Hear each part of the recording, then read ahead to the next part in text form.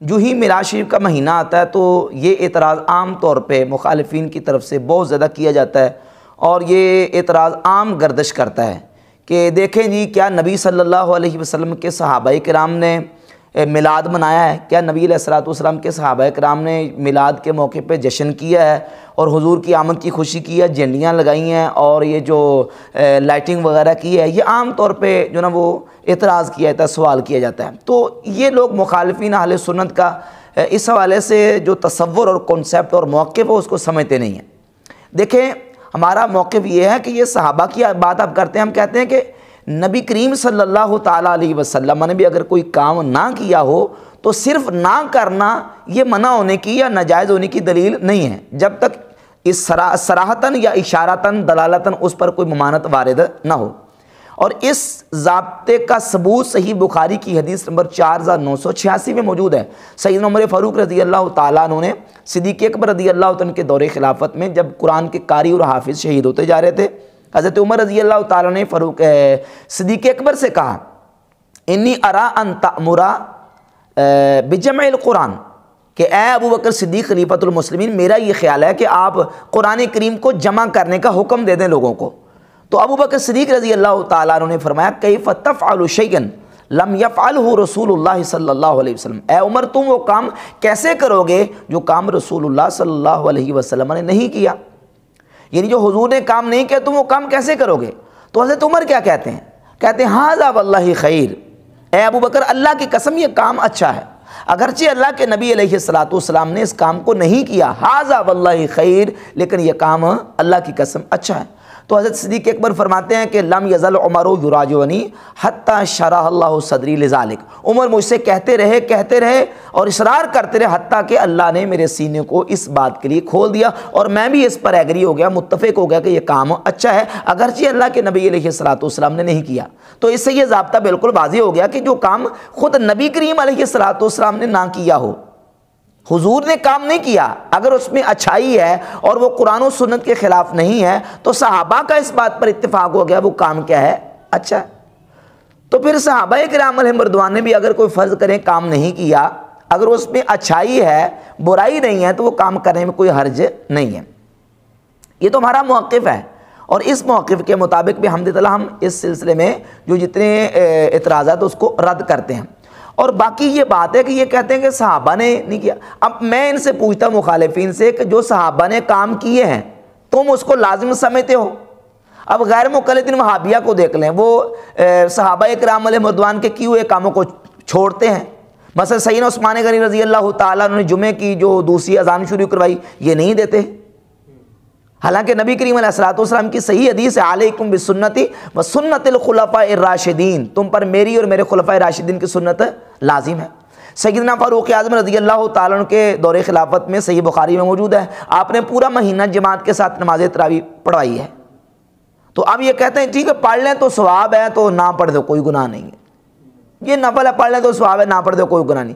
حالانکہ نبی کریم علیہ السلام کا فرمانا علیکم بسنتی و سنت الخلفاء راشدین، تم پر میری اور میرے خلفاء راشدین کی سنت لازم ہے، اے الزام تم پر کیا ہے؟ لازم ہے۔ اقتدوا باللذین من بعدی، میرے بعد ابو بکر و عمر کی، دو شخصوں کی ابو بکر و عمر کی پیروی کرو، اقتداء کرو۔ نبی کریم علیہ السلام کی صحیح حدیث موجود ہے، مستدرک حاکم میں، سنن ابن ماجہ میں صحیح حدیث ہے۔ تو اب جو کام سرکار کے صحابہ نے کیا اب یہ لوگ وہ کرتے ہیں، یہ تو ان کو چھوڑی بیٹھے ہیں، اور ہم سے پوچھتے ہیں کہ صحابہ نے کیا، صحابہ نے کیا۔ اگر ہم صحابہ سے کرنا ثابت کر بھی دیں تو تم کر لو گے؟ اچھا یہ تھا ایک الزامی، اور اس سلسلے میں ایک الزامی جواب یہ ہے کہ یہ کہتے ہیں جی تم جو نا وہ صحابہ سے بڑے عاشق ہو۔ اب میں پوچھتا ہوں کہ دیکھیں جمع قرآن کا مسئلہ لے ہیں، جمع قرآن کے سلسلے میں بھی یہ سوال پیدا ہو سکتا ہے، یہ سوال قائم ہو سکتا ہے، کیا صحابہ کرام علیہم رضوان کو زیادہ فکر تھی قرآن مجید کی رسول اللہ صلی اللہ علیہ وسلم سے بڑھ کر؟ حضور نے قرآن کو جمع نہیں کیا، نبی کریم علیہ الصلوۃ والسلام نے نہ قرآن جمع کیا نہ کرنے کا حکم دیا ہے، تو کیا صحابہ کو زیادہ فکر پڑی ہوئی تھی؟ کیا صحابہ علیہم رضوان کو زیادہ چاہت اور محبت تھی نبی کریم علیہ الصلوۃ والسلام سے بڑھ کر قرآن کی؟ یہ سوال تو وہاں بھی قائم ہو سکتا ہے۔ اور پھر وہ کام جو حضرت سیدنا صدیق اکبر نے نہیں کیے، حضرت عمر نے کیے، کچھ کام حضرت عمر نے نہیں کیے، سیدنا عثمان غنی نے کیے، اور کچھ کام حضرت عثمان غنی نے نہیں کیے، حضرت علی نے کیے، تو کیا یہ جو بعد میں آنے والے ان کو اپنے سے پہلے والے سے زیادہ فکر تھی؟ اور کئی کام تو ایسے ہیں جو صحابہ نے نہیں کیے، بعد میں تابعین نے کیے ہیں۔ تو کیا تابعین کو صحابہ سے زیادہ فکر تھی اور زیادہ چاہت اور محبت تھی دین کے ان کاموں کی؟ تو یہ تو سوال صحابہ پہ بھی ہو سکتا ہے، تابعین پہ بھی اعتراض آئے گا، پھر اتباع تابعین پہ بھی اعتراض آئے گا۔ نبی کریم علیہ الصلوۃ والسلام کے صحابہ کرام علیہ رضوان کے دور میں بہت سارے کام ہیں جو نہیں ہوئے۔ مثال کے طور پہ اب ہم جتنی حدیث کی کتابیں پڑھتے ہیں، بخاری ہے، مسلم ہے، ترمذی، ابو داؤد، ابن ماجہ، نسائی، دیگر کتب حدیث ہیں، یہ احادیث کیا حضور علیہ الصلوۃ والسلام کے صحابہ کرام علیہ رضوان کے دور میں لکھی گئی ہیں، اسٹیبلش ہوئی ہیں، پبلش ہوئی ہیں؟ نہیں، بالکل ہرگز نہیں۔ حالانکہ صحابہ علیہ رضوان کے دور میں جو صحابہ تھے وہ حدیث کو روایت کرنے والے تھے، اور سیدنا فاروق اعظم کے دور میں تو پابندی تھی کتابت حدیث کی، لیکن بعد میں محدثین نے اتباع تابعین کے دور میں باقاعدہ کتابیں جمع کی ہیں، کتابیں لکھی تابعین کے، اتباع تابعین کے دور میں۔ تو کیا ان کو صحابہ سے زیادہ حدیث کو جمع کرنے کی فکر تھی محدثین کو؟ اور محدثین زیادہ نبی کریم علیہ الصلوۃ والسلام کی حدیث سے صحابہ سے بڑھ کر محبت کرنے والے تھے؟ یہ ہر دور کی اپنی ضرورت تھی اور اس کے مطابق یہ معاملات کیے گئے۔ حالانکہ صحابہ کرام علیہ رضوان کے دور میں ایسا نہیں ہوا۔ صحابہ کے دور میں بخاری نہیں لکھی گئی، کس صحابی کے دور میں لکھی گئی ہے؟ نہیں لکھی گئی، بخاری، مسلم، ترمذی حدیث کی کتابیں نہیں لکھی گئی۔ تو اب یہ جو اس طرح کے اعتراضات ہوتے ہیں، یہ بالکل ان کا جواب جو ہے وہ الزامی طریقے سے ہی ہو سکتا ہے۔ اب سمجھے تحقیقی جواب۔ تحقیقی جواب یہ ہے کہ باقاعدہ سے پورا ایک منظم طریقے سے حیات قضائیہ کے ساتھ یہ معاملات اگر ثابت نہ بھی ہوں تو اس کی وجہ یہ ہے کہ نبی کریم علیہ الصلوۃ والسلام کے صحابہ کرام علیہ رضوان نے جو اہم چیزیں ہیں ان کو ترجیح دی ہے۔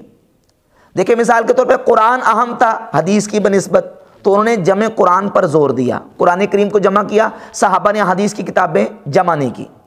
اور اسی طریقے سے جو بڑے بڑے جو قواعد و اصول ہیں ان کی اساس اور ان کی بنیاد بھی صحابہ کرام علیہ رضوان نے نہیں رکھی۔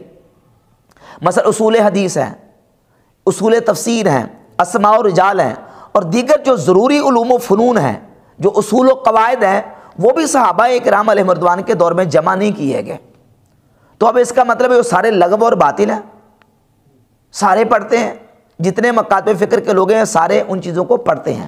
تو اس کا جواب بالکل واضح ہے کہ صحابہ کرام علیہ رضوان کے دور میں جو اہم چیزیں تھیں، انہوں نے شجرہ اسلام کی جو جڑیں اور اس کی بنیادیں ہیں ان کو مضبوط کرنے کی کوشش کی ہے۔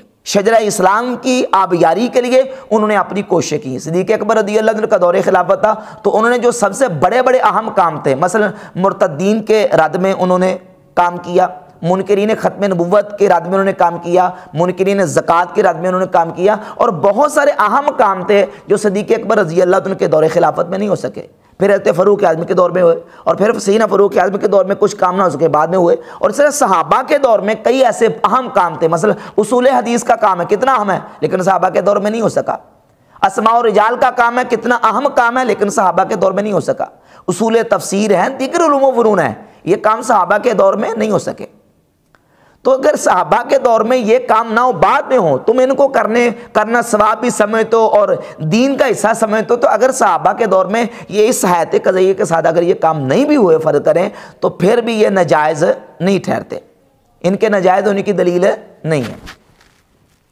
تو نبی کریم علیہ الصلوۃ والسلام کے صحابہ کرام علیہ رضوان جو ہیں وہ اسلام کی جو جڑیں ہیں ان کو مضبوط کرنے میں اور شجرہ اسلام کی آبیاری میں لگے رہے، اور پھر جب وہ اسلام ایک تن آور درخت کی صورت میں سامنے آیا، پھر اس کی شاخیں پھوٹیں اور پھر اس کو پھل لگے، پھول لگے، اور اس کی خوشبوؤں سے پورا عالم معطر ہوا، تو یہ محافل میلاد گویا کہ شجرہ اسلام کے وہ پھول اور پھل ہیں جو اللہ رب العزت نے ہمیں عطا فرمایا۔ یہ تو تھا جو اس حوالے سے ان کا منہ بند کرنے کے لیے ان لوگوں کا جواب۔ اب دیکھتے ہیں کہ نبی کریم علیہ الصلوۃ والسلام کے صحابہ کرام علیہ رضوان سے حضور علیہ الصلوۃ والسلام کی آمد کی خوشی میں کون کون سی چیزیں ثابت ہیں؟ تو بحمد تعالیٰ جتنے اہل سنت و جماعت کے معمولات ہیں یہ تمام معمولات صحابہ کرام علیہ رضوان سے ثابت ہیں۔